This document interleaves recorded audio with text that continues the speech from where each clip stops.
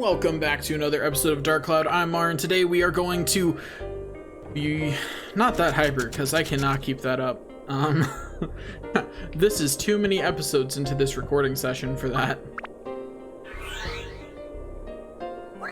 That guy still calls it a log in the text, but like, that's a door. That's a button. Like that is not a log. It's not made of wood, it's shining bright red. I suppose it could be painted wood, but it looks more plasticky to me. Yeah, Zhao doesn't have any damage bonus against flowers, and it really shows. Especially compared to the others, especially Tone, who has had gem after gem that make you better at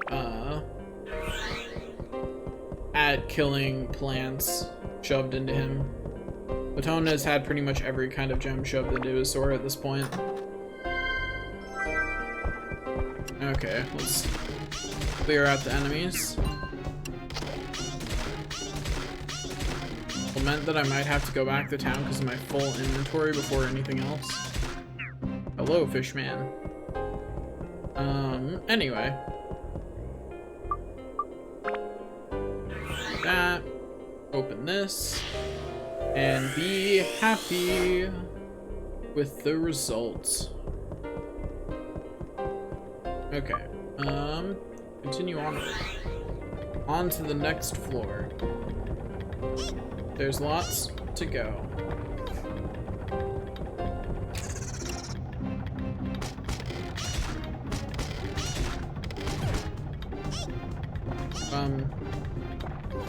That is, on many levels, not what I meant to do.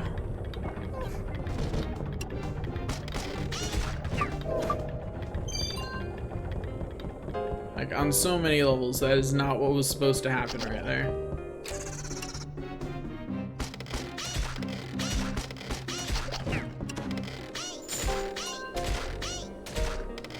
Hello there, cursed rose. Would you mind not being such a jerk? Also, in case it wasn't clear, I do get why they also, special thing about the things for this area, they actually go bad, so I actually need to run this way. So, flapping fish is how you get to the back area here. But fish, this specific fish, I have to be specific here because, yeah, it's a fresh fish that will spoil unless kept on ice. Unlike, apparently, everything else in my inventory. A young general appeared. Trust the young master. Surely he would do nothing wrong. Call me Jonah. Anyway, yeah, so also his mouth is open, I should be drowning. That's all I'm saying, you know?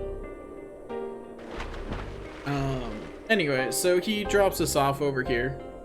And everything is great. Oh, it's a mimic one.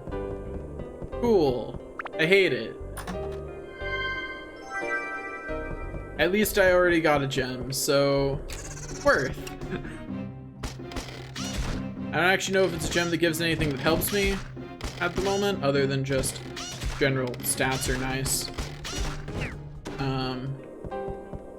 And mimics don't give a whole lot of abs, but they work, I guess. Garnet, what does Garnet give? Some attack, which is nice on her. Ooh, gives fire, which is nice. And then rock and beast, which are also nice. So I'm gonna put that on Zhao because, well, I'm trying not to make it too obvious that she's not the favored child, you know? Like, you get what I mean? Like, she's not the favored child, but I shouldn't let her fall too far behind the others.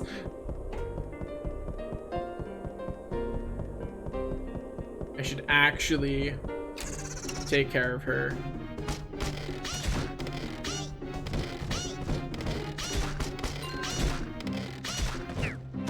Eat that, jerk face. Yeah. Also, just because I can, I'm gonna... And also because I'm literally swimming in holy water over here. Also, this is 100% a King Mimic.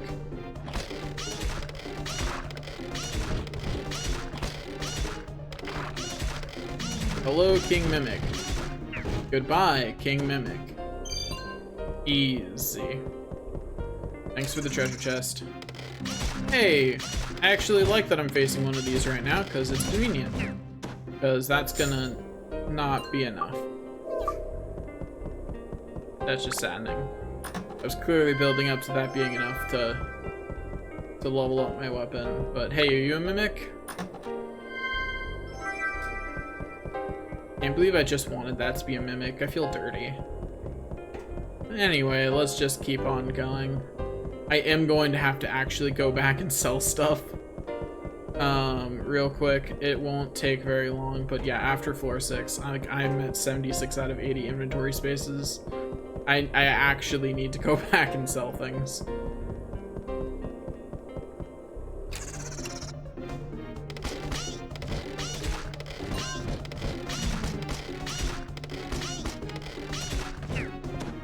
Eat that, jerkface. Okay, now I can level up my weapon. There we go. Still needs more fire. Well, at least at this point, only needs fire and dino. So, burn baby burn? And I'll just throw more fire on it. What else is cat lady to do? Cat girl, I guess, technically. Probably be the more preferred term. I don't know. Yeah, thirst has reached its limit. I get it, you can stop with the pop-up now. It's just gonna stay there, isn't it? Yeah, it is. Fine, I will go and recover. There we go. See, happy. Are you happy now, game? Are you happy?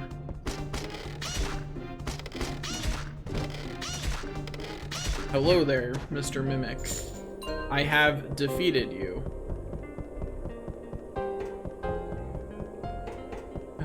Okay. Got more to do. Oh, I remember starting my customer service run, and then I think I just got distracted and didn't finish it. So I guess I'll do that now. So I was thinking about why customer service is bad, and I realized that like every problem I've ever had with customer service, and as someone who at work has to deal with a VPS, I've had a lot of problems with customer service. VPS is a virtual private server, for those of you who don't know. But anyway, so I've had a lot of issues with that at work, and I spent some time thinking about why is it so hard to get good customer service. Whatever, that flapping fish is definitely going bad. There's nothing I can do about that. I've already used it in this area. Like, I can't undo that. Even if I could, there's not much point to. I already got everything on the other side, and I don't feel like fighting the enemies there again. Those mimics are not worth the amount of XP they give you for time. Their XP to time ratios not good enough. I need like werewolf XP to time ratio for it to be worth it for me. And there is somewhere like that here. It's just later. So let me repair that. Anyway, so I deal with customer service a fair amount, and I've been the equivalent to customer service, although it was for college computer lab and not for anything else. So like I've been tech support, and I think fundamentally the reason why it's so bad so often is a combination of two things. First is user error. And I don't just mean the user did something wrong. because that happens, right? Like, even the best users in the world, like, even someone who knows exactly how a system works is going to occasionally make a mistake. But the problem that I'm talking about here, with this kind of user error, is when people don't realize that they did something wrong. And that's really hard for customer service to figure out. Because customer service says, well, did you do X? And you respond, well, of course I did X. And X does not equal X in this scenario. But you both think that you said the same thing. And that discounts it as the possible problem. And now that it's been discounted as the possible problem, customer service can't help you. And that's if you're being genuine, which is, trust me, as anyone who's worked customer service knows, just simply is not always true. A lot of the times if you ask a customer, have they done something, and they say yes, maybe they didn't actually. But they're just saying yes because it's convenient.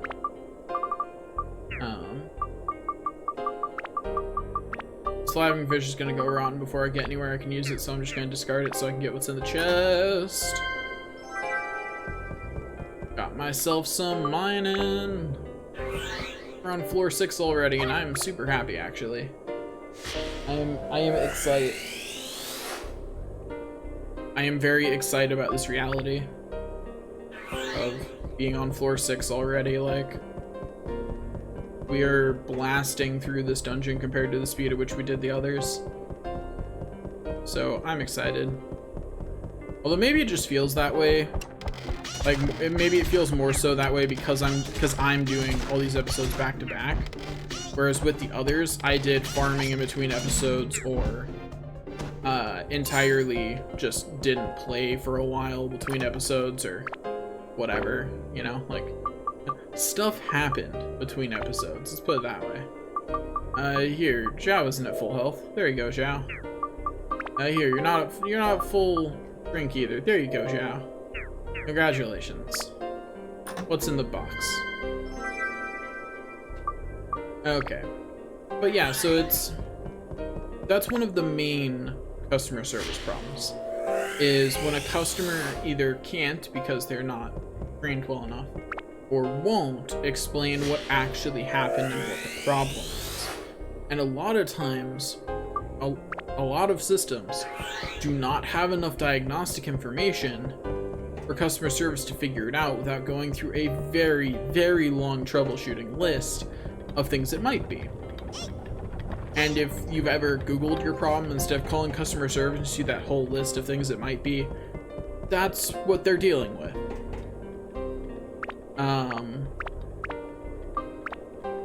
So that's that. The other problem is untrained or powerless customer service. And I've run into this a lot with a lot of companies, where either the person, their first line of customer service, their first line of proper technicians, when you say that I have a problem and I need someone to solve it, isn't actually trained for that, or is trained to deal with you, but doesn't actually have any power in their system to resolve problems you might have. That's what happens whenever you are calling in for tech support, and then the person giving you tech support is like, yeah, I'll make a ticket about it, and you're like, but you're tech support, who are you making a ticket to? And it's because they're the buffer between clients and actual tech support. And the reason they exist as that buffer is because of the first kind of issue. Because they're protecting the people whose tech support time is very valuable from people who have no idea what they're doing, but generously. And, you know, that all makes sense. It's whatever. It's just, it's always interesting to analyze systems like that and see why they're failing. Like, see what the problem is. And that's the fundamental problem with those systems, is that you can't fix that without making it so that way the people calling in initially don't have the two problems that customers calling in I mentioned have. And one of them, the lying to customer service thing, you could maybe fix societally by making pride and lying really out things, you know? Like, make them things that's really unpopular to have, but they're already kind of unpopular, and it's not stopping anyone. So, there's that. And if you can't stop that, then there is absolutely zero incentive for companies to change the way that they do tech support, because the way they do tech support is efficient for them monetarily. Because even if it loses them customers, they are losing less money than they would if they had to pay a technician with a very high salary because of high knowledge and skills to deal with people who can't even properly figure out what their problem is, or will lie about their problem out of embarrassment. And there's really nothing that you can do to fix that situation. You'll find there are a lot of things in society that work like that don't make sense in the way that they're set up, because they're set up in a way that's preventing effectively that's protected against stupidity. That's the whole reason they're set up that way, is to insulate certain people in a company against outside stupidity of others. And it doesn't always work. It does not always work. And it's not always a good thing. But it's something that companies have to do for cost-saving reasons. Because trust me, you don't want to pay someone who's making a technician level salary hourly for dealing with customers who don't even know what's wrong with their system. You can't even say what's wrong with their system properly. That's why they filter through tech support, and then tech support is the one who makes the tickets to the actual technicians, because otherwise it doesn't work. And a lot of tech support companies are trying to find a happy middle ground with this by having, like, effectively checklists that are easy to follow even if you're not super technically trained, so that way they can have their tech support people go down these lists and be like, well, okay, let me try and figure out if I can solve your problem with one of these methods, if I can figure out what your problem is, and if it's a problem that we know the cause and effect of well enough, then there will be a easy step-by-step solution that I can follow and fix it for you. And then I don't need to make a ticket to a higher level of tech support or whatever your company calls it. And it can just be done right there. And interestingly, this has also been happening internally at some companies, which I think is fascinating. And what I mean by internally is, like, staff will be given these kinds of checklists that would usually be reserved for outgoing tech support, and told, if you have an internal problem, here are the ones that we've found and that might happen, and here's how to solve them.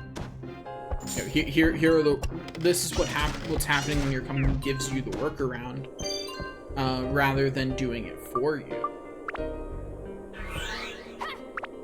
And I think that's a really interesting approach. It doesn't always work, and you have to be, because in order for those instructions to work, they have to be good and unambiguous, and people aren't always great about writing good, unambiguous instructions, as you'll know if you've talked to any human ever.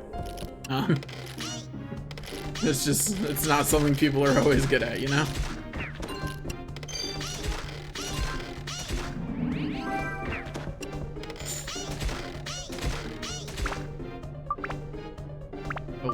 hard shooter plus 5. Time to upgrade. While I was out there, I should have bought dino killers. Whoops. Oh well. Good. Still needs more fire anyway. I'm out of fire. Well, this is awkward. Oh well, it'll be a bit before it levels up. I'm fairly confident that next episode I'll be hitting the midpoint of this area where I have to go get the new character anyway, so.